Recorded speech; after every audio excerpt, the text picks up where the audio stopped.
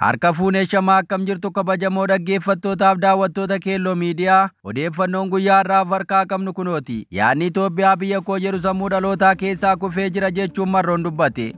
Humni waraanaa isaanii haalaan dabalaa jiraachuu fi mootummaa Itoophiyaa raasuun sadarkaa buqqaasuu irra gahaa akka jiran ajajaan olaanaa WBO Marroo Dirribaa dubbateera. Hoogganni WBO kun tibbana utuu waraana isaa marii taasisuu viidiyoon agarsiisu marsaa miidiyaa hawaasaan qoodameera. Viidiyoon kun dhiyeenyatti dubbatamuu isaa kan nama shakkisiisu ammoo dhimmoota araara dhoksaa jedhamuun caasaan mootummaa tibba darbe deddeemsaa turan irrattis yaada laateera. Humna waraanaa fuuldura dhaabbachuun haasaa taasise kanaan hoogganaan WBO kun Itoophiyaa biyya akka walootti qabna jennee irratti walii galluu hin qabnu jedhe. Dubbii jajjabaa miira hawaasaa to'atu kan uummata Oromoo gammachiisuu fi abdiitti horuu dubbachuun ka beekamu ajajaan kun biyyattiin kufteetti jechuun jala sararee dubbateera. Sirnicha raasnee sadarkaa jibbaataa irraan ga'aa jirraa jedhe. Mootummichi humni isaa laafaa akka dhufe kan hime namni kun amma bututee sadarkaa jiraachuu isaa dadhabuurra ga'uu isaa himeera. Sirna soba irratti bu'uuramee sobaan jiraataa as ga'eedha ka jedhe Marroon qondaaloti sirnichaa gaafa handhuuraman sobaan handhuuramuu hin oollee jedheera. Waa'ee gabbina waraana isaa irratti ka dubbate Marroon mooraa keenya kanuma bal'atee kanuma guddatee dagaagaa jira jedheera. Warri amma biyyattii bulchina jedhan seera addunyaa kan hin beekne inumaa seera biyyattii iyyuu kan hin beekne waan ta'eef karaa araaraan yookiis karaa nagaa walii galuu hin dandeenye jechuun dubbateera. Dhimmoota marii araara dhoksaa jedhamu irratti deebii kenneen WBO'n araara dhoksaa gaggeessaa jiru akka hin qabne dubbateera.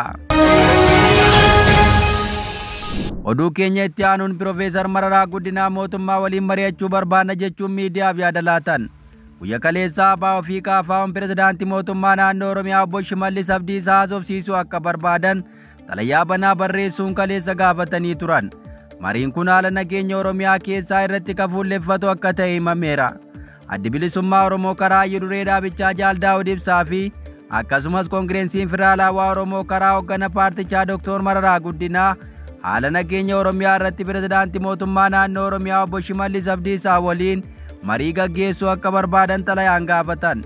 Odeeffannoo xalayaan deeggarameef faca'e kun pirezidaantii mootummaa naannoo Oromiyaa waliin mari'achuu barbaanna ka jedhu barreeffamicha irratti mul'ateera.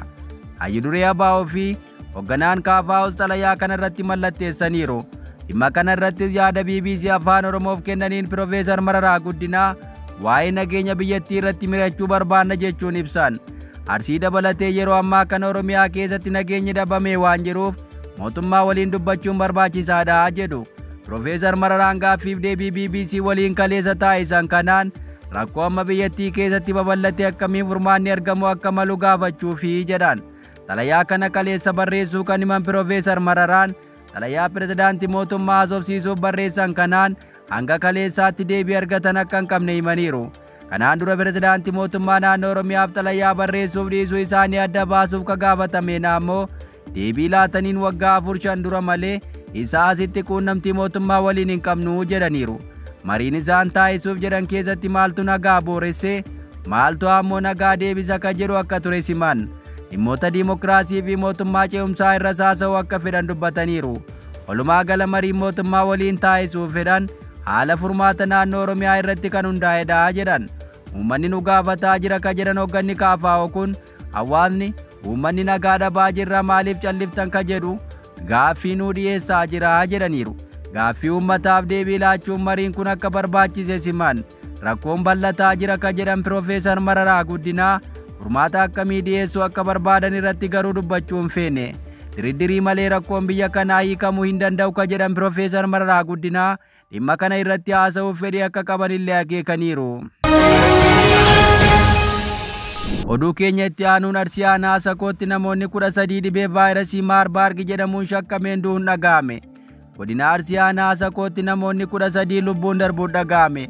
Akka miidiyaaleen Masarat jedhamu gabaasetti namoonni kunneen ka du'an dhibee vaayirasii Maarbaarg ka tibbana naannoo kibbaa jinkaatti mudate wajjin ka wal fakkaatu ta'uu ibsame. Ministeerri Fayyaa Itoophiyaa guyyaa kaleessaa ibsa baaseen dhibee vaayirasii Maarbaarg ka tibbana naannoo kibba Itoophiyaatti mul'ateen lubbuun namoota 3 darbuu beeksisee ture. Kanaan ala garuu namni lubbuun isaan qabamee lubbuun jiru hin jiru jedheera. Haa ta'u malee ministeerichis ta'ee biiroon fayyaa Oromiyaa dhimmoota nama 13 kanaan Asakootti lubbuun darbee irraa yaada laateen qabu. torban darbe keessa dhaabbanni oduu BBC godina Harargee lixaa Ancar keessatti dhibeen vaayirasii Maarbaargi fakkaatu ka'uu fi lubbuu namoota 16 galaafachuu gabaasee ture. Hoogganaan waajjira fayyaa Ancar yeroo sanatti yaada kenneen dhibeen sun vaayirasii Maarbaargi akka hin taane himuun mallattoo wal fakkaataa akka agarsiisu eeranii namoonni 16 du'uun garuu dhugaadha jedhaniiru. Weerarri dhibee kun kutaalee impaayiratti garaa garaa keessatti mul'achaa waan jiruuf hawaasni keenya dammaqinaan dhimma kana hordofuun karaa lakkoofsa bilisaa ministeerri fayyaa Itoophiyaa maxxanseen odeeffannoo qabatamaa qaqqabsiisuu akka qabu dhaamameera. Oduu keenya birootiin barattoonni musliimaa dirree barnootaa irraa dhiibamaa jiru jechuun majlisni federaalaa gaafate. Manni maree dhimmoota islaamummaa Itoophiyaa barattoonni musliimaa dirree barnootaa irraa dhiibamaa jiran jechuun ibsa kenneera. Pirezidaantiin mana maree dhimmoota islaamummaa Itoophiyaa Dr. Kaab Sheek Haji Ibrahim haala yeroo irratti ibsa guyyaa irraa kennaniin ministeerri barnootaa dhiibbaa barattoota keenya irraan gahaa jira jedhan. Dhiibbaan mootummaan darbeen nurra gahaa ture mootummaa jijjiiramaan furmaata argateera ka jedhan Sheek Hajiin barri kun walqixxummaati malee bara inni tokko isa biraa danda'ee deemu miti jedhan. Waggoota darban keessa mootummaatti ajandaa haaraa uumuu irra jennee rakkoo dirree barnootaa keessatti barattoota musliimaa irra gahaa ture obsinee baachaa turre ammaan booda garuu hin dandeenyu kanaaf ministeerri barnootaa yeroon furmaata kennuu qabaa jedhan. Manni marichaa ibsa kenneen dhimma ijaabaa fi salaataa irratti qondaaltota majlisaa waliin wal hubannoo irra gahameera jechuun ibsi ministeerri barnootaa Piroofeesar Biraanuu Naggaa kenne dhugaa irraa akka fagaatedha jedheera. Ministeerri barnootaa yaa'ii barnoota biyyaalessaa sadarkaa 32 bara 2018 magaalaa Adaamaatti gaggeeffame irratti ture. Dhimma dhorgaa ijaabaa fi kan kana fakkaatan irratti yaada ka kennan. Manni maree waliigala dhimmoota islaamummaa Itoophiyaa itti dabaluun ministerichi dabalatee qaamoleen tokko tokko akkaataan heera Itoophiyaa keewwata 11 fi keewwata 90 muraan 2 irratti kaa'ame haala tumaaleetiin ala ta'uu fi akeekaa fi fedhii miseensota mana maree heera mootummaa waliin kan wal faallessu waan ta'eef fudhatama kan hin qabne ta'uu isaa ibseera. Ministeerri barnootaa akkaataa uffannaa barattootaa dubartoota musliimaa irratti tarkaanfii fudhataa jiruu fi ejjennoo inni qabu dhaabbata hawaasa musliimaa waliin kan wal irratti mari'atamee fi kan irratti walii galame akka hin taane seereera. Itti dabaluunis Sheek Hajiin yeroo mootummaan filannoo biyyaalessaa gaggeessuuf deemu keessa namoonni ajandaa akkasii kaasan gochaa isaanii irraa of qusachuu qabu jedhan. Yoo ta'u ministeera fayyaa ta'uun muudameera. Jijjiirama kaabinee godhame kanaan biiroon haaraan ministeera misooma dargaggootaa jedhamu hundeeffamuu fi biiroo pirezidaantii jalatti akka hoogganamu pirezidaantii Saamiyaa ifa godhaniiru. Filannoo ji'a darbe Taanzaaniyaatti gaggeeffameen pirezidaantii Saamiyaa sagalee 98 argachuu koomishiniin filannoo biyyaalessa biyyattii beeksiseera. Kun ammoo dargaggoota biyyattii biratti dheekkamsa kaasuun mormiin gaafa onkoloolessa 29 Daar es Salaamitti eegale guutuu biyyattii wal ga'uun mormitootaa fi poolisii biyyattii gidduutti muddamni jabaan dhalatee ture.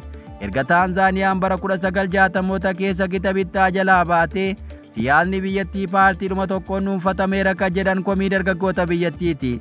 Maddeen hawaasa dippiloomaatiikii Taanzaaniyaa keessa jiran akka himanitti filannoo ji'a darbe gaggeeffame hordofee mormii ka'ee dhaabsisuuf tarkaanfii poolisiin fudhatee yoo xiqqaate namoonni 500 ol du'aniiru. Egaa dhaggeeffattoota Keelloo Miidiyaa odeeffannoon guyyaa irraa of harkaa qabnu kanan gammaa dhaggeeffattan ture. Qophii keenyaaf waliin turtii gaarii.